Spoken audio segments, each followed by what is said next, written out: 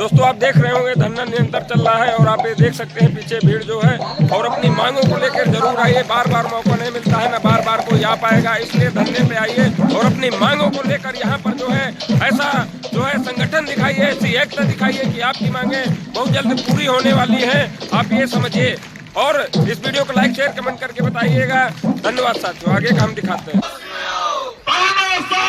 नहीं चलेगी, नहीं चलेगी, नहीं चलेगी, तानाशाही नहीं चलेगी, नहीं चलेगी, नहीं चलेगी।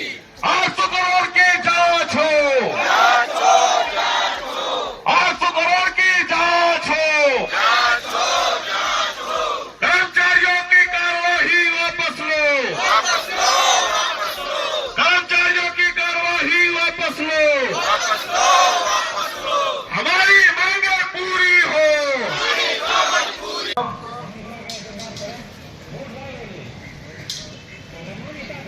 बता रहे थे कि हमारे विभाग के ये संबंधित अधिकारी मनमाना आचरण प्रयोग कर रहे हैं। साथियों का बिना ऊपर से कोई आदेश आए वेतन को बाधित करने का प्रयास किया जा रहा है।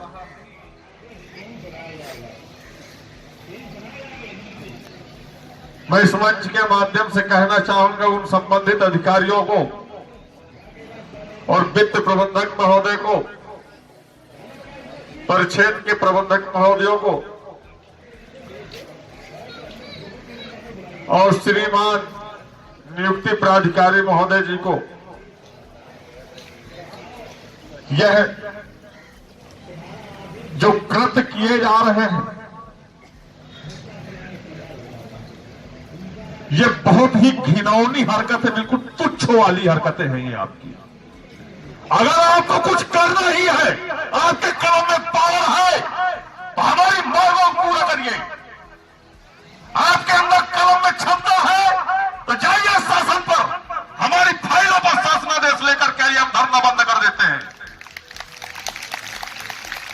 परिषद के प्रबंधकों के अंदर अगर क्षमता है वेतन काटने की तो मैं कहता हूं आप लिखिए, नियुक्ति प्राधिकारी महोदय के लिए लिखिए कि हमारे इस बारे पार्क के कर्मचारी जो परिक्षेत्रों के कर्मचारी इको गार्डन धरना स्थल पर आज 52 दिनों से बैठे हैं, ये जायज मांगों को लेकर के बैठे हैं, लिख करके दे दे कि इनकी मांग पूरी करें। नहीं, हम भी जा रहे हैं, सारे प्रबंधक व्यवस्था पर सहायक प्रबंधक जा रहे हैं, उनके साथ धरने पर बैठने जा रहे हैं हम लोग, लेकिन इसके लिए क्षमता ही नहीं है इनके अंदर।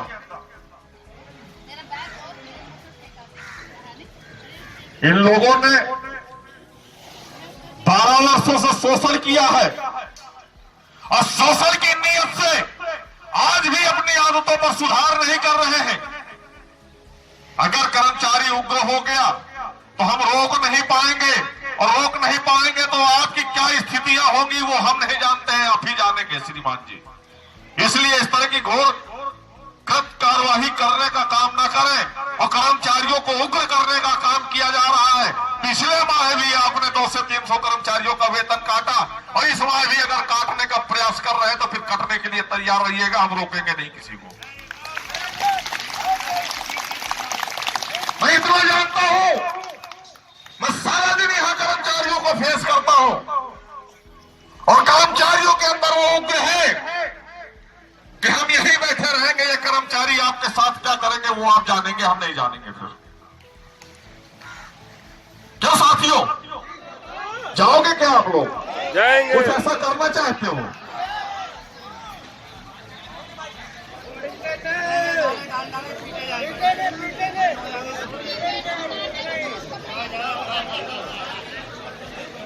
यह मैसेज मैं आज देना चाहता हूं अपने स्मारक समिति से संबंधित सभी अधिकारियों को।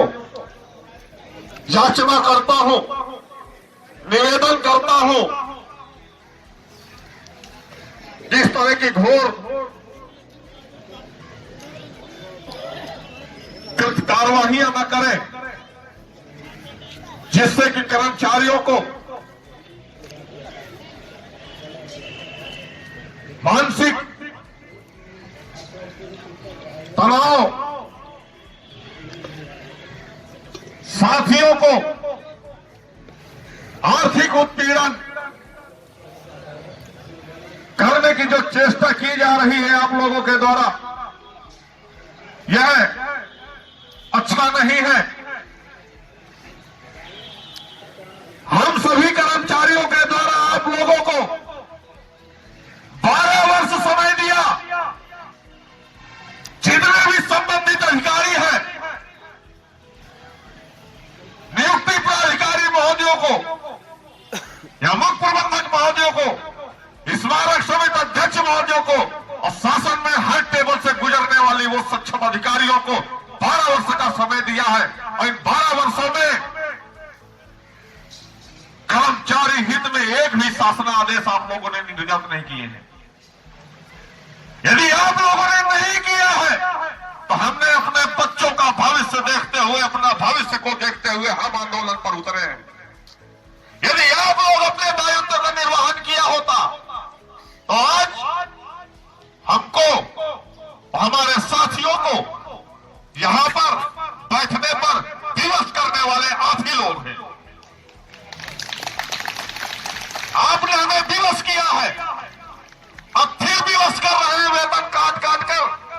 अगर वेतन कटेगा तो कर्मचारी क्या करेगा वो आप जानेंगे और कर्मचारी जानेगा फिर।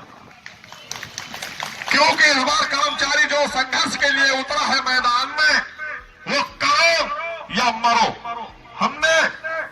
हम गांधी को भी पूछते हैं और चंद्रशेखर आजाद को भी पूछते हैं। हम हाथ भी जोड़ना जानते हैं और पैर भी छूना जानते हैं और ऊपर से नीचे गिराना भी जानते हैं। इसलिए अनुरोध स्वीकार करें और इस तरह की घोर जो कृत्य कार्यवाहियां करने का प्रयास किया जा रहा है, षड्यंत्र रचा जा रहा है, आप भली बात जानते हैं। यह कृत्य करना बंद कर दीजिए और कर्मचारियों का जो हक है, जो ईमानदारी से आपने वेतन से 10% की कटौती की है, वो बाइज्जत ससम्मान हमारे खातों में हमारा पैसा जमा करवा दिया जाए। क्यों? क्योंकि हम इतनी आसानी से, चाहे वो सहायक प्रबंधक अभिनव सिंह क्यों हो, चाहे पूर्व प्रबंधक प्रशासन रहे हो या वर्तमान में जो प्रबंधक प्रशासन भी आए हैं, उनको ज्यादा स्मारक समिति के बारे में जानकारी नहीं है। लेकिन पूरी बागडोर इस समय अभिनव सिंह जी संभाल रहे हैं। यह अधिकतर कार्यवाही जो इनके द्वारा की जा रही है, यह भूल जाए। आज तक 8 वर्ष लगभग आप प्रबंधक प्रशासन की कुर्सी पर रहे। 8 वर्षों में भी आपने एक शासनादेश नहीं लेकर के आए हैं। सिर्फ मलाई चाटने के लिए आप प्रबंधक प्रशासन की कुर्सी पर बैठे रहे। आपके बाद भी और आपसे पूर्व भी ज्योतिकांत दीक्षित जी प्रबंधक प्रशासन रहे, वो भी मलाई काटे और निकल गए। श्री योगेंद्र कुमार जी प्रबंधक रहे, वो प्रबंधक प्रशासन के पद पे रहे, उन्होंने भी मलाई का चाटी, अपना मकान का निर्माण कराया, वो भी निकल लिए। मान सिंह जी आए, वो भी मलाई चाटे, वो भी निकल गए। कर्मचारी हित में आप लोगों ने किया ही क्या है? आज तक आपने कर्मचारी हित में एक भी अगर शासनादेश निर्गत किए तो मैं आपकी जिंदगी भर गुलामी करूंगा। आपने अपने पति दायित्व का निर्वहन किया ही नहीं। अगर किया होता तो इन 12 वर्षों में, साल में अगर एक भी हमारी मांग पूरी किए होते तो 12 वर्षों में हमारी कोई भी मांग रह ही नहीं जाती, हमारी सारी मांगे पूरी हो जाती।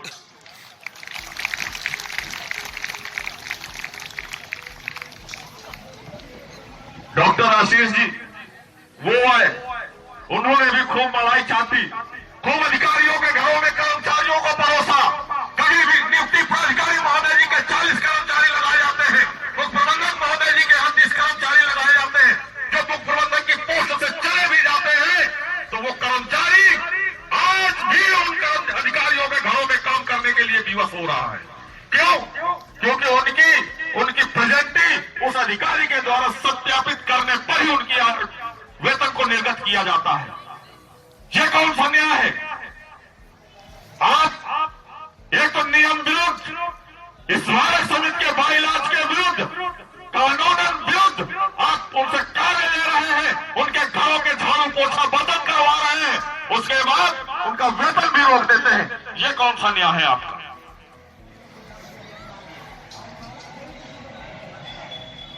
कौन सा न्याय है ये? अब और कोई रास्ता नहीं मिला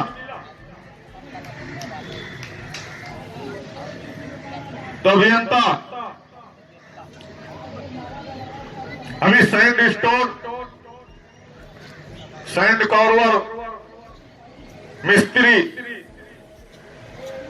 स्टोन कार्वर कौन मिस्त्री पद पर कर्मचारी कार्यरत हैं। 35-40 लोगों की लिस्ट वो बना दी। कहां भेज रहे हैं? कहां का इन्होंने टेंडर लिया है? कुछ समझ में नहीं आता इन लोगों का खेल। आखिरकार चल क्या रहा है? स्पेशल सेल का मतलब आप समझ सकते हैं। मॉल के अंदर भी जो है, जो चीजें समय पर रिजेक्ट होने लगती हैं, कुछ ही समय बचती उनकी वैलिडिटी, तो वहां पर एक स्पेशल सेल का बोर्ड लगा दिया जाता है। उसी तरीके से एक लखनऊ विकास प्राधिकरण के अंदर भी एक स्पेशल सेल अनुभाग डाल दिया गया है, जहां पर स्मारक समिति के कर्मचारियों को बेचने का काम किया जाता है। लखनऊ शहर के जो सक्षम अधिकारी उनके घरों में भेजने के लिए उस स्पेशल सेल से काम किया जाता है। क्यों किया जाता है? उस स्पेशल सेल के पीछे का राज आप नहीं जान पाओगे। क्या राज है?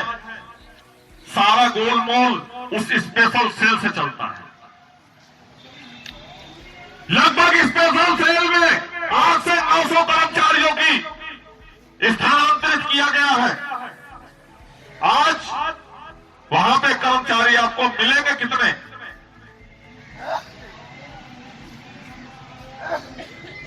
400 कर्मचारी जनेश्वर मिश्र में बेच दिया, जिसका टेंडर होता है लखनऊ विकास प्राधिकरण का, कर्मचारियों को रखने का, सफाई व्यवस्था हेतु उस पैसे को डकारते हैं और उसके बाद स्मारक समिति के कर्मचारियों से काम लिया जाता है और स्मारक समिति के खाते से उसका वेतन वितरित किया जाता है।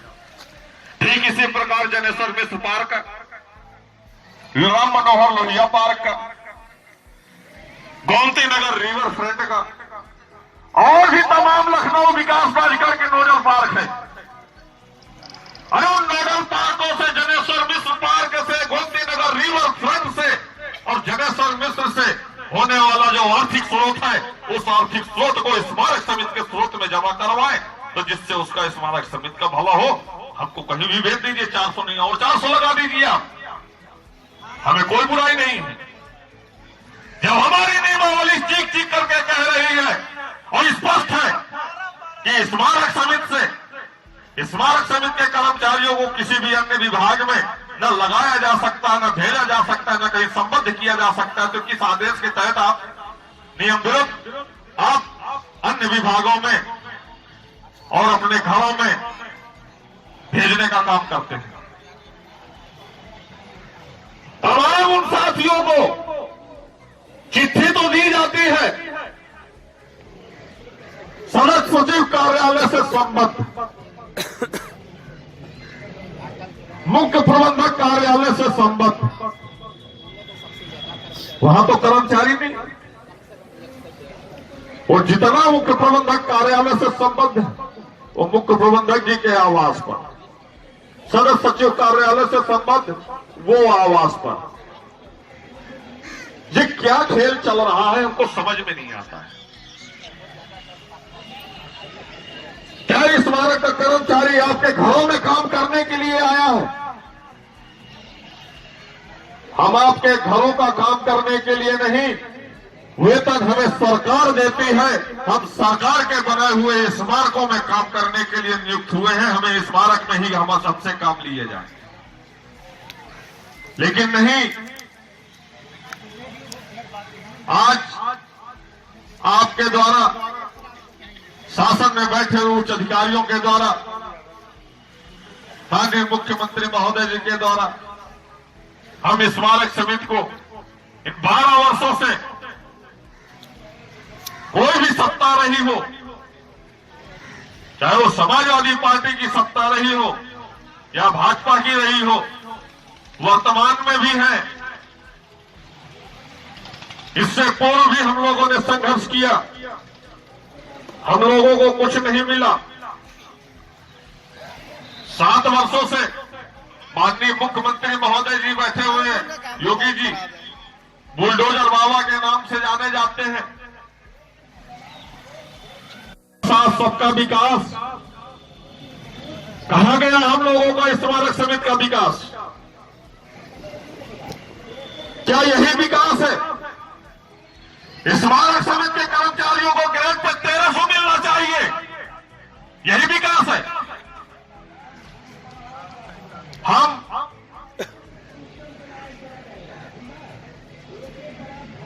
ग्रेड पे 1300 में जीवन यापन जिस स्थितियों को सामना करते हुए करते हैं,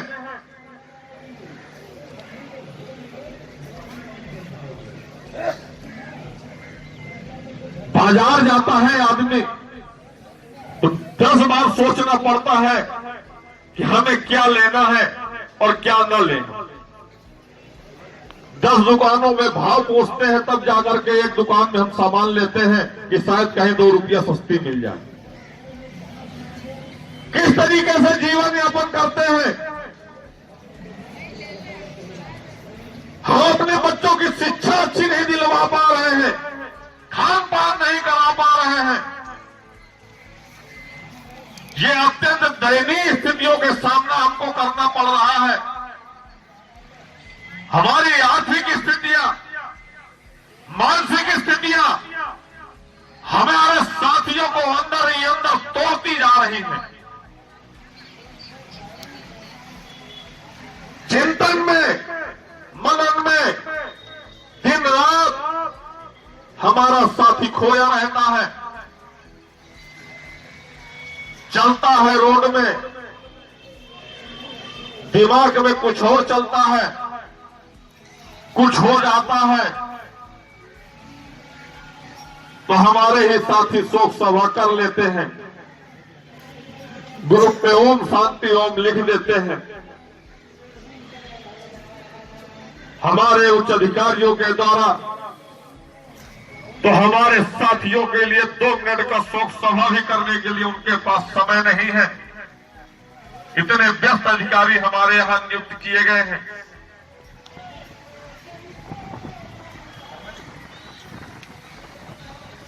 जो साथी घर में बैठकर ग्रुप में ओम शांति ओम लिखने का काम करते हैं, मैं उन साथियों के लिए कहना चाह रहा हूं कि आज हम 52 दिनों से यहां पर बैठे हैं। आप लोगों के अंदर का जमीर जगाओ, अपने हक अधिकार के लिए लड़ो, आगे बढ़ो, जो नहीं देता है उससे छीनने का प्रयास करो। आओ इस मंच में, आओ इस मैदान में, अपने घरों से निकलिए।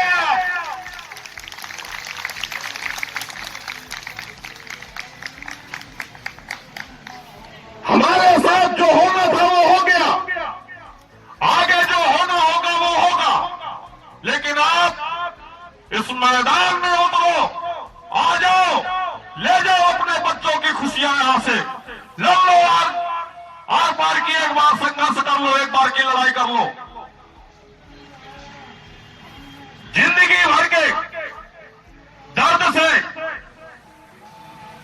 2 दिन का 10 दिन का दर्द अच्छा है, बर्दाश्त कर लो। लाठियां भी चलेगी तो 2-4 दिन दवा खाएंगे, उसका दर्द चला जाएगा। आंसू गोले चलेंगे, 2 दिन आई ड्राफ्ट चलेंगे, आंख सही हो जाएंगी। लेकिन जिस दर्द को लेकर के चल रहे हो, वो दिन प्रतिदिन आपको उस नमक की डेरी की तरह पानी में डालने के बाद आप खुल रहे हैं अंदर अंदर। आपके अंदर जरा सा भी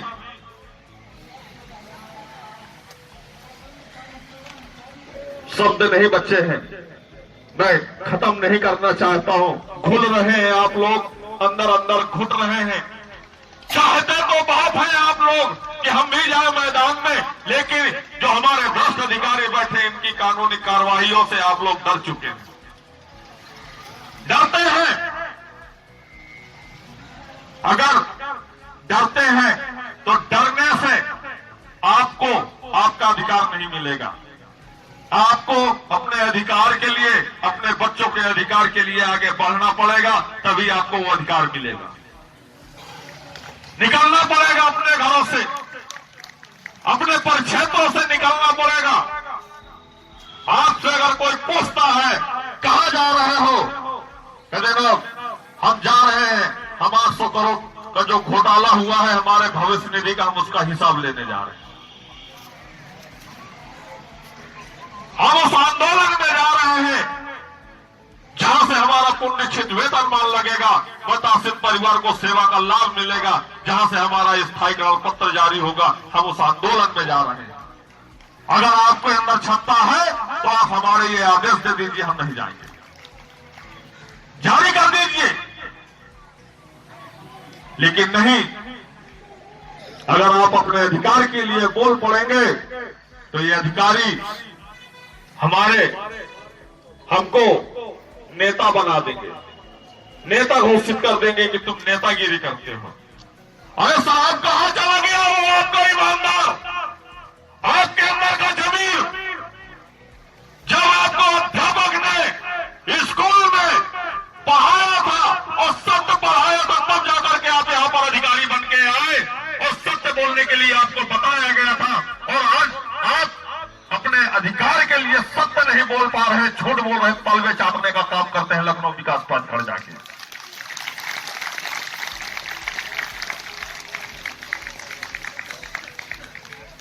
यदि अध्यापक सच नहीं पढ़ाए होते या सच नहीं बताए होते तो ये हमारे यहाँ जो बैठे हुए अधिकारी हैं या शासन में बैठे हुए अधिकारी हैं, ये अधिकारी नहीं बनते, कहीं मजदूरी कर रहे होते।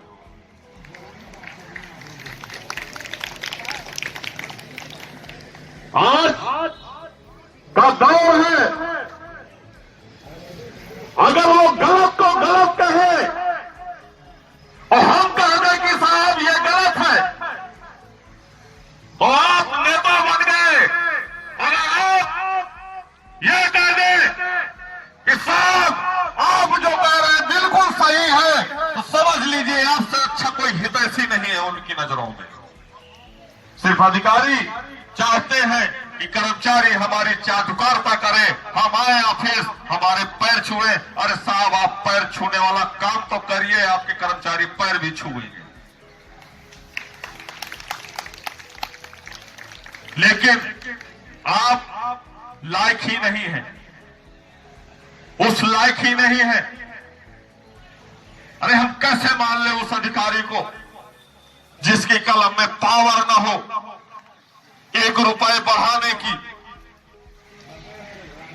एक बार कोई चीज कट जाती है तो उसको लागू करने के लिए पावर न हो आपकी कलम में, तो हम कैसे मान लें कि आप हमारे व्यवस्थापक हैं, आप हमारे अधिकारी हैं, आप हमारे सुपरवाइजर हैं? आपको कैसे मान लें कि आप हमारे अधिकारी हैं?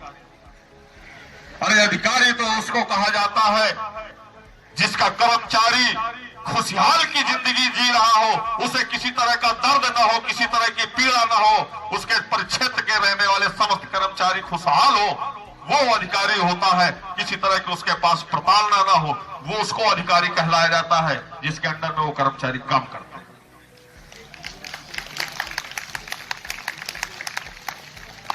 इस बार समिति किसी भी परिक्षेत्र में कोई ऐसा अधिकारी नहीं है जिस परिक्षेत्र का, जिस जोन का और जिस व्यवस्थापक के अंतर्गत जितने कर्मचारी आते हैं, कोई कर्मचारी अपने अधिकारी से संतुष्ट नहीं है, खुश नहीं है। सिर्फ उन अधिकारियों के द्वारा मिला है तो क्या मिला है? शोषण, प्रताड़ना, स्पष्टीकरण, इसके अलावा कुछ मिला ही नहीं। तो हम कैसे मान लें कि आप कर्मचारियों के हितैषी हैं? आप हितैषी हो ही नहीं सकते हैं। यदि आप हितैषी होते तो हमारे साथ इन 52 दिनों में मैदान में हमारे साथ लड़ रहे होते। जो आपके अधिकार के लिए जो 800 करोड़ का गमन हुआ है, हम आपके लिए भी यहां पर लड़ रहे हैं, तो आपको भी इसी मैदान में आना चाहिए था। लेकिन नहीं, वो नहीं आएंगे, ना उनके पास समय है। हाँ, वो अंतर मन में ये जरूर मना रहे होंगे कि शायद इनकी मांग मान ली जाएगी तो हमारा एमपीएस का पैसा हमारे खातों में जरूर आ जाएगा। अगर इन कर्मचारियों का 7-8 लाख रुपया आता है तो हमारा 15-16 लाख तो आ ही जाएगा, खुश हो जाएंगे कि हमारा पैसा सुरक्षित है, आ गया। उस दिन हमारा ही साथी आपसे कहेगा आपके बस की नहीं थी, ये तो हमारी देन है, आपने जो ले लिया आप खुशियां मनाओ। हमने आपको भीख में दे दिया। क्यों?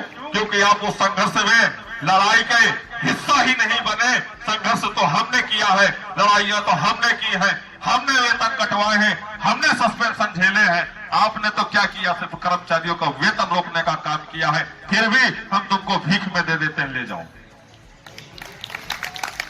आप उस लायक नहीं हैं। साथियों, कहना तो बहुत कुछ है,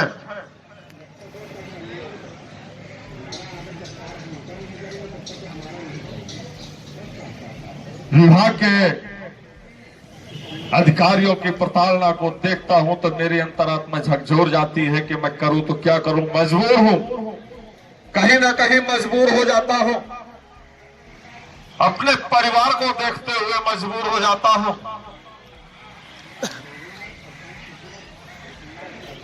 कि छोटे बच्चे हैं,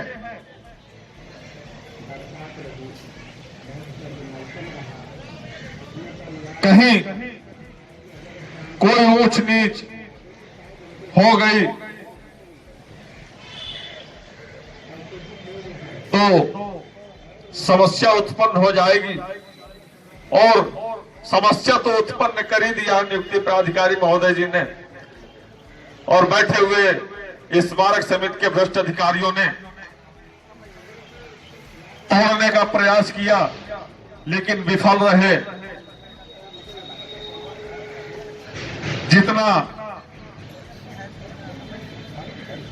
उनके अंदर जिज्ञासाएं थी, जितनी भड़ास थी, मारकर, गाली देकर, थाने पहुंचाकर, निलंबित करके, नोएडा बादलपुर संबंध करके, वेतन को स्थगित करके कर लिया आपने। अब इससे ज्यादा क्या कर सकते हैं आप?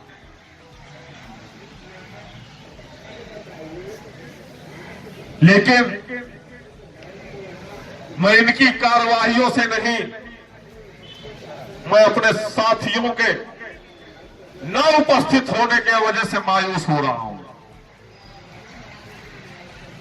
ये जो आज हमारे साथी, जिनके लिए हमारे साथ ये गतिविधियां हुई, कार्रवाइयां हुई, आज वो साथी इस धरना स्थल पर आते नहीं, जिनके लिए हम कुर्बान हो रहे हैं। अपने परिवार को, अपनी नौकरी को दांव में लगा करके बैठे हैं। मैं तो कुक की पोस्ट में हूं, नौकरी चली भी जाएगी तो मुझे कोई फर्क नहीं पड़ता है। क्यों? क्योंकि जिस समय में नौकरी पर आया था, उस समय मैं संजीव कपूर खाना खजाना ब्रांच मुंबई, वहां पर कार्यरत था। लगभग 28,000 रुपया मुझे वेतन मिल रहा था उस समय। लेकिन ये पिताजी का मेरे दबाव था, ये सरकारी नौकरी है, कर लो बेटा, जब पहला वेतन मिला मुझे 8,461 और उस महीने खर्च हो चुके थे मेरे 16,000, तब मेरी आंखें खुली कि मैं कहां आ गया। फिर हमने अपने पिताजी से कहा कि मैं जा रहा हूं मुंबई, मैं अपना वही काम करूंगा। इस पैसे से ना मेरे शौक पूरे हो सकते हैं और ना मैं अपने बच्चों का भविष्य उज्जवल कर सकता हूं। तो उन्होंने कहा नई नौकरी लगी है बेटा, सब सही हो जाएगा। साल 2 साल इंतजार किया, ना डीए लग रहा है ना इंक्रीमेंट लग रहा है, जो का तो 8,461। बहुत बुरी परिस्थितियां खड़ी होने लगी। क्यों? क्योंकि जो उस समय 28,000 कमा रहा होगा वो 8,461 रुपये में कैसे जीवन यापन करेगा। वो समय रहते हुए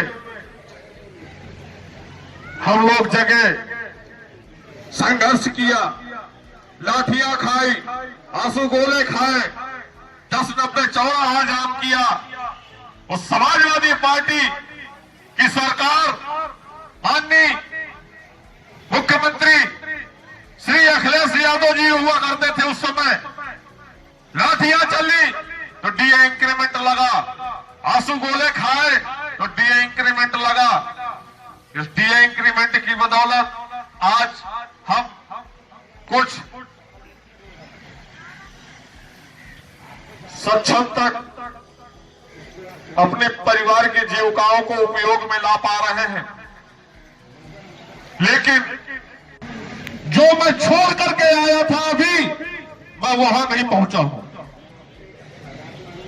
13 वर्ष पूर्व जो छोड़ चुका हूं अभी मैं वहां नहीं पहुंचा हूं। सोचिए कि हम कहां कितने पीछे हैं। जो हमें मिलना चाहिए था 2011 में ग्रेड पे 1800, 1200, 20,200 मिलना चाहिए था, आज भी हमको ग्रेड पे 1300 मिल रहा है। प्रत्येक कर्मचारी 10 से 15 साल पीछे चल रहा है। इसकी आकलन नहीं कर सकते हैं हमारे समस्त कर्मचारी कि आपके बच्चों का भविष्य कितना पीछे जा रहा है। ये पैसा अगर आपको अच्छा मिल रहा होता 2016 में ही आपको 7th कमीशन का भी लाभ मिल जाता, तो आज आपके चेहरे की रौनक, आपका पहनावा ओढ़ावा और आपके अच्छे बच्चों की परवरिश और आपका रहन सहन, जो साइकिल से आ रहे हैं वो मोटरसाइकिल से आते, जो मोटरसाइकिल से आ रहे थे वो कार से आ रहे होते, सुचारू पूर्वक उनका जीवन यापन चल रहा होता। जो हमारे 172 कर्मचारी खत्म हुए हैं, शायद मुझे नहीं लगता है कि 172 नहीं, मात्र 12 ही कर्मचारी खत्म हुए होते। ये हमारे अधिकारों को छीनने का प्रयास किया जा रहा है। ये हमारे अधिकारी हमको खत्म करना चाहते हैं। हमारी पीढ़ियों का, हमारे बच्चों का भविष्य खत्म करना चाहते हैं। इसलिए कि कहीं इनका बच्चा कभी कोई अधिकारी बन के आ गया, आईएएस बन के आ गया, ईसीएस बन के आ गया, डीएम बन के आ गया, एसडीएम बन के आ गया, जज बन के आ गया, तो हो सकता है कि जो भ्रष्टाचार हम लोग कर रहे हैं कहीं ऐसा ना हो जज बन के आ जाए तो हमको कटघरे में खड़ा करके हमको जेल ना भेज दिया जाए।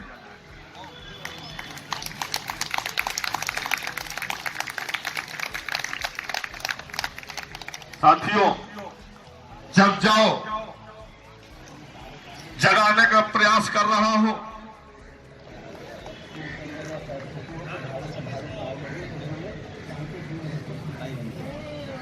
हम अपने साथियों के दर्द की पीड़ा को समझते हैं, लेकिन वो मेरी पीड़ा को नहीं समझते हैं जिसके लिए यहां पर बैठा हूं।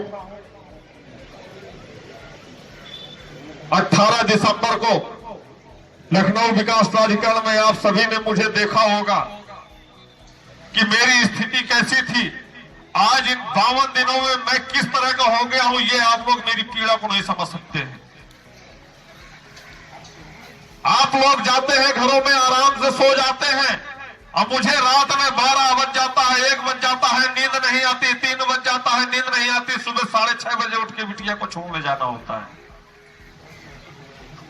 मैं आप लोगों के लिए संघर्ष करने के लिए मैदान में आया हूं, आप लोगों के आपके अधिकार दिलाने के लिए आया हूं। मुझे कोई फर्क नहीं पड़ता, अगर नौकरी चली जाएगी तो चली जाएगी। मैं आप ही लोगों से ऐलान कर दूंगा कि मैंने यहाँ पे फास्ट फूड की दुकान डाली है, हो सके तो महीने में 2 बार आ जाया करिएगा, मेरा धंधा पानी चलता रहेगा। लेकिन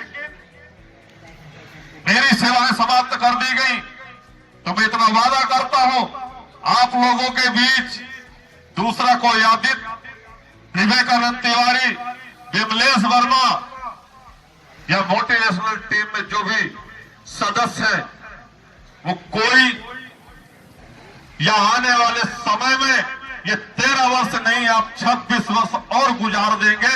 जिन गुलामी की जंजीरों में जकड़े हुए, उन जंजीरों में जकड़े हुए आप लोग घरों पर वापस जाएंगे। खाली हाथ आए थे और खाली हाथ ही जाओगे। तब आपका बेटा पूछेगा, जब आपके बेटे का पैर इतना बड़ा हो जाएगा, जिस साइज का आप जूता पहन करके रखे हैं, उस साइज में जब पैर आ जाएगा, तब वो जूता उतार के आपसे पूछेगा कि तुमने किया क्या है। पूरी नौकरी में जब आपका भाई आदित्य वहां लड़ रहा था, तब तुम लोग घरों में दुबक करके बैठे हुए थे, तब जूता उतारेगा तुम्हारे लिए। निकलो अपने घरों से,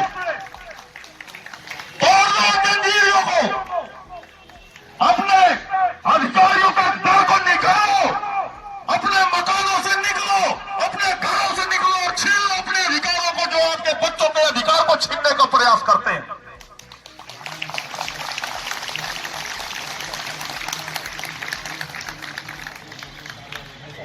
साथियों, बहुत दर्द है, इस जिंदगी ने कुछ दिया नहीं है मुझे। शायद मेरे पिताजी ने मुझे ठोक ठोक करके इसीलिए कहा था कि नौकरी करो, कहीं नहीं जाना है। शायद मेरी नियुक्ति आप लोगों के लिए संघर्ष के लिए हुई थी, आपके अधिकारों के लड़ने के लिए हुई थी। इस तरह से लड़ने के लिए, आपके संघर्ष को, आपके हक को दिलाने के लिए इन 13 वर्षों में कोई मैदान में नहीं आया होगा। अगर आज आया है तो कौशल किशोर आदित्य, विमलेश वर्मा, विवेकानंद तिवारी आए हैं। आज आपके लिए मैदान में आए हैं तो आप लोग अपनी ड्यूटी ही छोड़ करके नहीं आ पा रहे हैं। धन्य हो गए हम। ऐसे साथियों के लिए मैं कोटि कोटि प्रणाम करता हूं, जो हमारे संघर्ष का हिस्सा नहीं बनते हैं।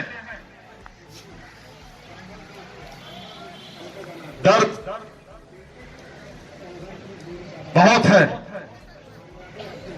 और शासन में बैठे हुए हर उच्च अधिकारी से है, जिन्होंने हम स्मारक समिति परिवार में हमारे दर्द को, हमारी पीड़ा को, हमारे जरूरतमंद शासनादेशों पर विचार नहीं करते हैं, हमारी मांगों को सुनते नहीं, हमारे शासनादेश नहीं निर्गत करते हैं। मुझे हर शासन में बैठे उच्च अधिकारी से पीड़ा है।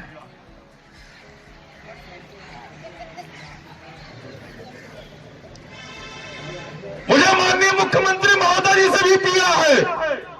इतनी पीड़ा है, इतनी पीड़ा है कि अगर उन्होंने 7 वर्षों में बजट दिया है तो हमें क्यों नहीं दिया है? केवल प्रदेश के कर्मचारियों को दिखाने के लिए दिया है क्या?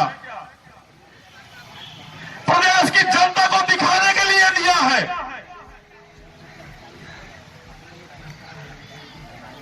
क्या हमने स्मारक समिति के कर्मचारियों को पैसा दे दिया है, हमारा वोट बैंक बढ़ जाएगा? अगर इस मंशा से दिए हैं तो मैं हाथ जोड़ करके निवेदन करूंगा कि जो 2024 में बजट दिया है उसको वापस ले लीजिए आप, हमें नहीं चाहिए। अगर बजट दिया है कर्मचारी मद में तो हमारे शासनादेश निर्गत कर दीजिए। हम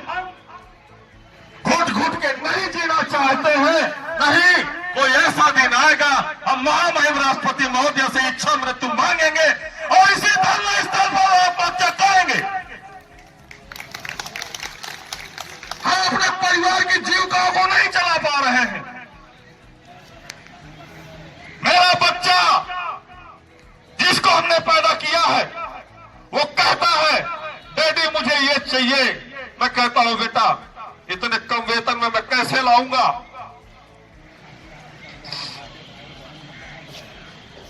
कैसे लाऊंगा मैं 25,000 रुपया पाता हूं, कहां से पैदा करके दूंगा तुमको? मैं कहां से वो हक दिलाऊंगा अपने बच्चों को?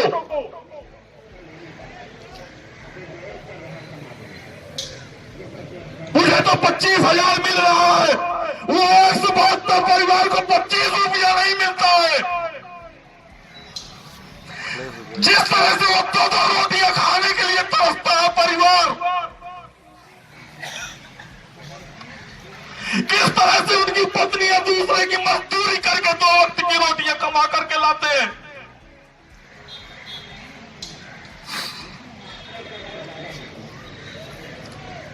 पूछो उस कर्मचारी के परिवार का दर्द, जिसकी घर की लाठी ही टूट गई हो, 2 वक्त की रोटी नहीं कमा पा रहा है। मैं 52 दिन से यहां संघर्ष कर रहा हूं, माननीय मुख्यमंत्री महोदय सुनता ही नहीं है।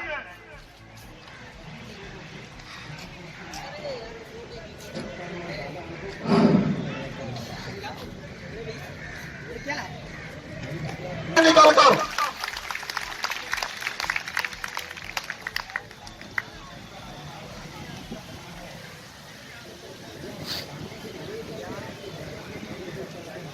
हम बताना चाहते हैं माननीय मुख्यमंत्री महोदय जी को, हमें उन साथियों की शकल दिखाना चाहता हूं जब 2011 में आप नियुक्ति पे आए थे, किस तरह की चमक थी आप लोगों के चेहरे में। अगर इन चमक इस मार्गों के जो मेंटेनेंस का बजट का घोटाला करते हुए इन पत्थरों की चमक को धूमिल किया गया, उसी तरह हमारे कर्मचारी साथियों के चेहरे की चमक को धूमिल किया। जो हमें मिलना चाहिए तो वो नहीं दिया इन्होंने।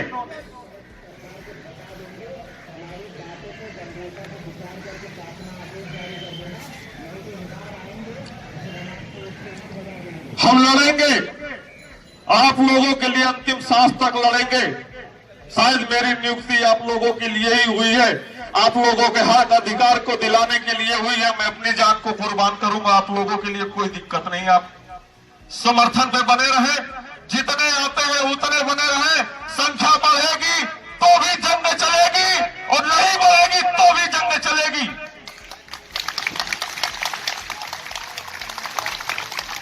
हम जीतेंगे, जीतेंगे, जीतेंगे, यही बैठेंगे।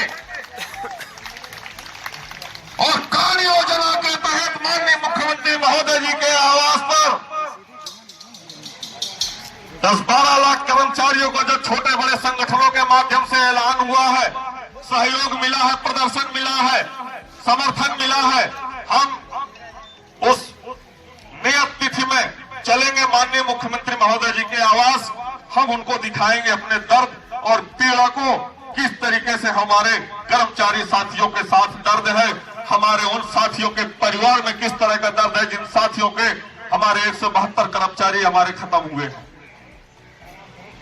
हम उस पीड़ा को भी बताएंगे जो हमारे भविष्य निधि खाते से 800 करोड़ का गमन किया है। उन संबंधित अधिकारियों के घरों में बुलडोजर चलने चाहिए जिन्होंने हमारे बच्चों के भविष्य के साथ खिलवाड़ किया है।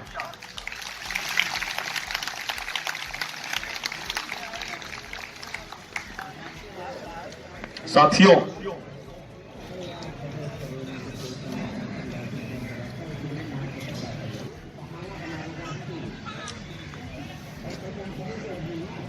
हमने किसी भी सक्षम अधिकारी का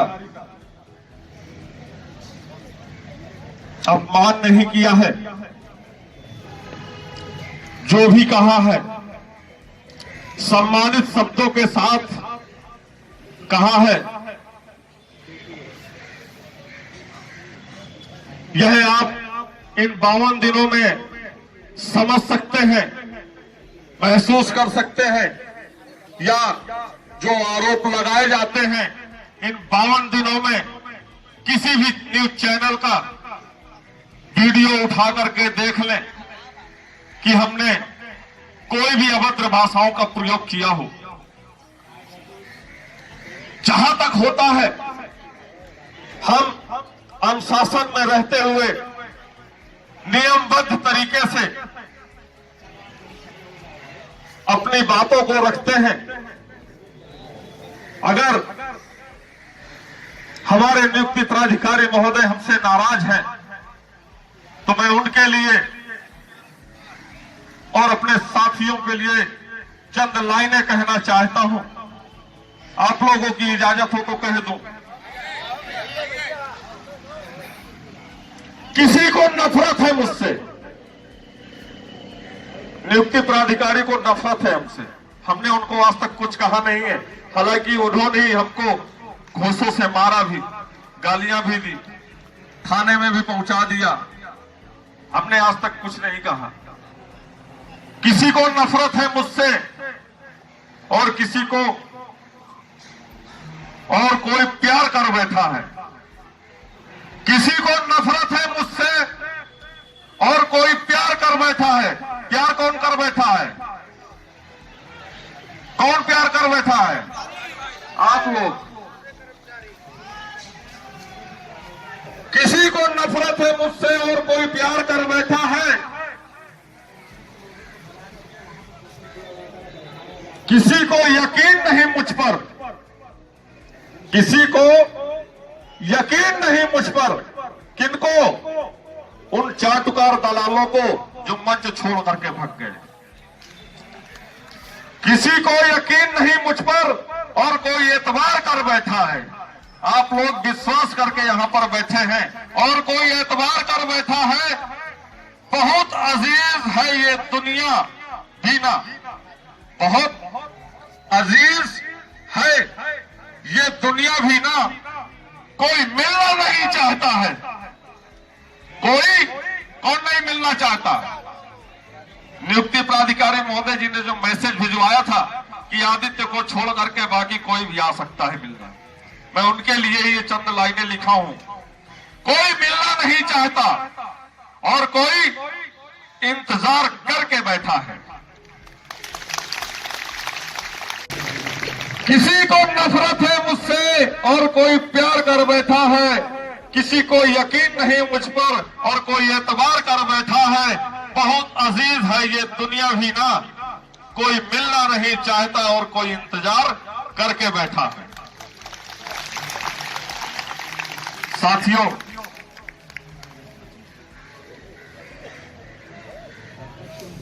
जाने अनजाने में अगर मुझसे कोई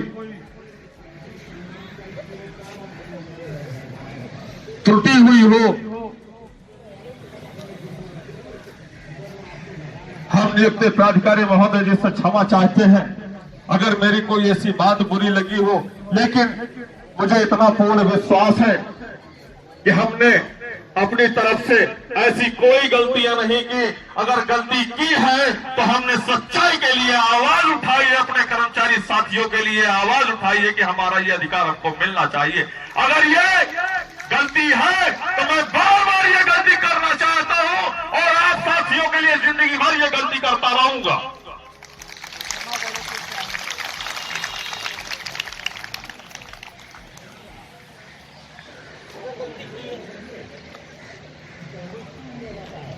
हम अपने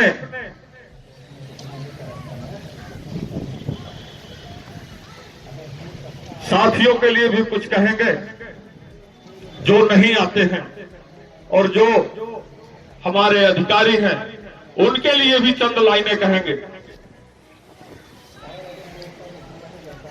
चूक जाती हैं बातें कभी कभी, चुभ जाती है बातें कभी, तो कभी लहजे मार जाते हैं। लहजे मतलब आप समझ रहे हैं कि हम 52 दिनों से यहां पर संघर्ष कर रहे हैं और हम आप लोगों से प्रतिदिन निवेदन करते हैं, याचना करते हैं कि साथियों जागो, निकलो, अपने हक को, अधिकार के लिए लड़ो, लड़ो, संघर्ष करो। ना मिले तो जो जिसने छीन रखा है उससे छीन लो, हम छीन लो। जो हमारे हक को लेकर के बैठे हैं, अपने तिजोरियों में भरकर बैठे हैं, 800 करोड़ के गमन को, धनराशि को बैठे हैं, उनसे छीन लो। उनके लिए मैं कह रहा हूं, चुभ जाती है बातें कभी तो कभी लहजे मार जाते हैं। ये संघर्ष है साथियों, यह संघर्ष है। यहां हम अधिकारियों से ज्यादा अपने कर्मचारियों से हार जाते हैं। हम अपने अधिकारियों से तो जीत जाते हैं, लेकिन अपने कर्मचारी साथियों से हार जाते हैं। आज मेरा साथी 4200 की संख्या में इस धरने स्थल पे बैठा होता है तो मैं गारंटी के साथ देता हूं, ये 52 दिन नहीं 12 दिन में काम हो जाता हमारा।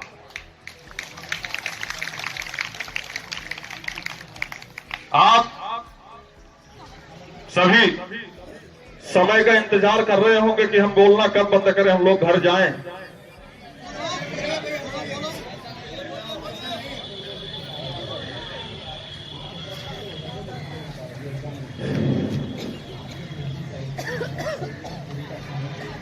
आज 52 दिन हो गए हमारे संघर्ष को। जिन साथियों ने सुना उनका मैं हृदय दिल से धन्यवाद करता हूं। उन बहनों का मैं हृदय दिल से धन्यवाद करता हूं, और जो बहनें नहीं आती हैं मैं उनका धन्यवाद करता हूं, और जो साथी हमारे नहीं आते हैं मैं उनका भी धन्यवाद करता हूं कि अगर यह समाचार मीडिया के माध्यम से और हमारे कर्मचारी साथियों के माध्यम से और बहनों के माध्यम से आप लोगों तक पहुंचे कि हमने आपके लिए ऐलान किया है कि आप लोग मैदान में आ जाओ। अगर आपको सूचना मिल जाए, आपके अंदर का जमीर जिंदा हो, तो कल यह स्थान खाली नहीं होना चाहिए, पूरे 4000 कर्मचारियों के संख्या बल में भरा होना चाहिए। हम सत्य की लड़ाई लड़ रहे हैं, सत्य के लिए संघर्ष कर रहे हैं, अपने हक के लिए संघर्ष कर रहे हैं। हम उन हकों के लिए संघर्ष कर रहे हैं जिससे हमारा परिवार एक अच्छा, एक खुशहाल जीवन सुचारू पूर्वक संचालन कर सकता है अपने परिवार का। ये हमारे सारे हक, जितनी भी हमारी ये मांगे हैं, ये हमारे हक हमको अगर दे दिए जाते हैं तो हम एक अच्छी जीविका के साथ अपने परिवार का भरण पोषण कर सकते हैं। चतुश्रेणी कर्मचारी चतुश्रेणी ही रहेगा, अधिकारी हमेशा अधिकारी ही रहेगा। वो हमारा अधिकारी है और अधिकारी रहेगा। हम चतुश्रेणी के कर्मचारी हैं, चतुश्रेणी के ही कर्मचारी रहेंगे। बस थोड़ा सा हम अच्छा खाने लगेंगे, हम अपने बच्चों को थोड़ी सी अच्छी शिक्षा उपलब्ध कराने लगेंगे। अधिकारियों के बच्चे, अधिकारी स्वयं अच्छा पहन रहे हैं और अच्छी शिक्षा व्यवस्था उपलब्ध करा रहे हैं अपने बच्चों को। हमारी ये समस्या दूर हो जाती है तो हम अधिकारी नहीं बन जाएंगे। हम चतुश्रेणी कर्मचारी थे, हैं और चतुश्रेणी ही कर्मचारी रहेंगे। क्यों?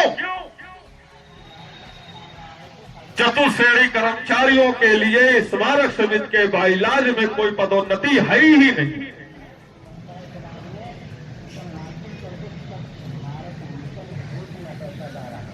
हम जिस पद पर नियुक्त हुए हैं, हम उसी पद पर सेवा समाप्त होंगे। सिर्फ आपकी पदोन्नति होगी तो ग्रेड पे की होगी, जो अब 10 वर्ष की सेवा पूर्ण करने के उपरांत अगर पूर्व में ही आपका ग्रेड पे 1800, 5200, 20,200 का इसके लागू हो गया होता, तो जैसे ही आप लोगों ने 10 वर्ष की सेवा पूर्ण की थी स्मारक समिति बाइलाज के अनुसार, आप लोगों का एक ग्रेड पे पदोन्नति हो जाता। आप लोगों को इस समय 1900 का ग्रेड पे मिल रहा होता। और 3 वर्ष 24 चल रहा है, 27 में आपकी द्वितीय पदोन्नति हो जाती, आप 2000 पे ग्रेड पे पहुंच जाते। लेकिन मानसिकता ऐसी बना रखी है, ऐसी फूट डाली है कि ये 1300 ग्रेड पे के कर्मचारी, ये 1400 को ग्रेड पे के कर्मचारी, अगर इनका कोई निश्चित वेतनमान हो गया तो ये ग्रेड पे 1852 पाने लगेंगे तो सुपरवाइजर और चतुर्श्रेणी कर्मचारी के बीच में अंतर क्या रह जाएगा। ऐसी मानसिकता बना करके बैठे हुए हैं लोग। इसलिए यहां पर सुपरवाइजर नहीं आते हैं, इसलिए स्टोर कीपर नहीं आते हैं, इसलिए लिपिक नहीं निकलते हैं वहां से। जिस दिन कोमल प्रजापति की दुर्घटना हुई थी इसी मानक नगर स्टेशन में, जो लिपिक के पद पर कार्यरत थे, उस दिन लिपिक संवर्ग का कलेजा फट के बाहर आ गया था कि अब आज उस समय में मंडल आयुक्त कैंप कार्यालय से संबद्ध था। उस दिन लिपिक संवर्ग कौशल किशोर आदित्य को याद कर रहा था कि अगर आज कौशल किशोर आदित्य यहां होते तो उनकी बॉडी को लेकर के धरना चालू कर दिए होते। अरे कौशल किशोर आदित्य ने भी उसी खेत का गेहूं खाया है, जिस खेत का आप खाते हैं उसी खेत का हम भी खाते हैं। क्या आपके अंदर कलेजा नहीं था? लड़ना चाहिए था आप लोगों को मैदान में निकलकर।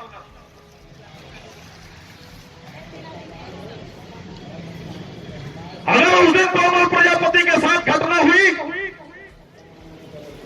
तो केवल क्या वही इंसान थे और हमारे चतुर्श्रेणी के कर्मचारी साथी खत्म हुए, उनके लिए आपका कलेजा नहीं फटा। क्यों? क्योंकि वो आपके बराबरी का नहीं था। आप हम में अंतर खोजते हैं, गैर बराबरी का दरवाजा खोजते हैं कि ये वाकई में हमसे नीचे है, हम ऊपर है, हम लिपिक है, ये चतुर्श्रेणी कर्मचारी है। इस मानसिकता के कारण हमको आपको अलग नजरिए से देखा जाता है। अगर ऐसी नजरिया है तो ये आप नजरिया बना करके बैठे हैं, नजरिया बना करके बैठे रहे। लेकिन जो 2018 में बोर्ड मीटिंग में निर्णय हुआ था, ग्रेड पे 1300-1400 को स्थान पर ग्रेड पे 1800, और जो ग्रेड पे 1800 पे थे उनका 1900, और जो 1900 ग्रेड पे थे उनका 2000 ग्रेड पे करने का बोर्ड मीटिंग में निर्णय हुआ था।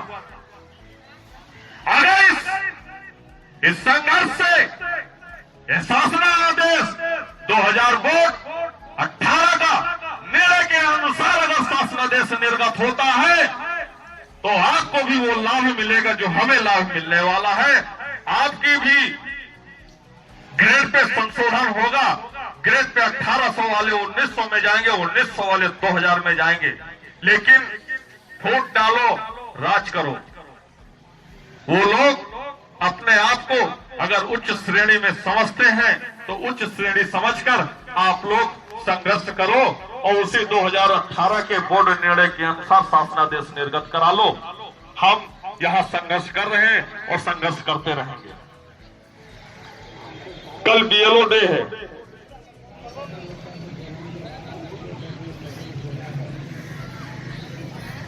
साथियों, जो निर्वाचन में लगभग 1400-1500 कर्मचारी हमारे निर्वाचन का कार्य कर रहे हैं, उन सभी साथियों से कहना चाहूंगा, कल बूथ लेवल ऑफिसरों का डे है। जिस तरीके से और भी तमाम डे होते हैं, उस दिन किसी भी बीएलओ को और सुपरवाइजरों को नहीं रोका जाएगा। इसलिए आज सभी चल रहे इको गार्डन धरना स्थल पर ससमय उपस्थित हो, जिससे हम लोगों का संख्या बल आगे बढ़े और जो रणनीति हम लोगों ने तय की है उस रणनीति की रूपरेखा तेजी लाई जाए। क्यों? क्योंकि वो समय और वो तारीख जल्द ही आ रही है जब हम माननीय मुख्यमंत्री महोदय जी के आवास पर पहुंचकर एक ज्ञापन मांग पत्र देना है वजन तरीके से। क्यों? क्योंकि अगर ये संख्या बल वजन होता तो शायद माननीय मुख्यमंत्री महोदय अब तक सुन लिए होते। इसलिए हमने अन्य छोटे बड़े संगठनों का, महासंघों का समर्थन लिया है, उनका समर्थन प्राप्त हुआ है और उनके समर्थन के प्राप्त होने के उपरांत उनके संगठनों के अंतर्गत आने वाले वो चतुश्रेणी कर्मचारियों के संख्या बल के साथ हम उस बल के साथ माननीय मुख्यमंत्री महोदय जी के आवास को ज्ञापन सौंपने के लिए उस नियत तिथि में 10 से 12 लाख 13 लाख कर्मचारियों के संख्या बल में जाएंगे, अवश्य जाएंगे। हम होंगे कामयाब, हम होंगे कामयाब। आवाज दो, आवाज दो, कर्मचारी एकता। मेरे साथ बोलिएगा, हम होंगे कामयाब, हम होंगे कामयाब एक दिन, हमें पूरा है विश्वास, हम होंगे कामयाब एक दिन, हम होंगे कामयाब, हम होंगे कामयाब एक दिन, हमें पूरा है विश्वास, हम होंगे कामयाब एक दिन, हम होंगे कामयाब, हम होंगे कामयाब एक दिन। आवाज दो।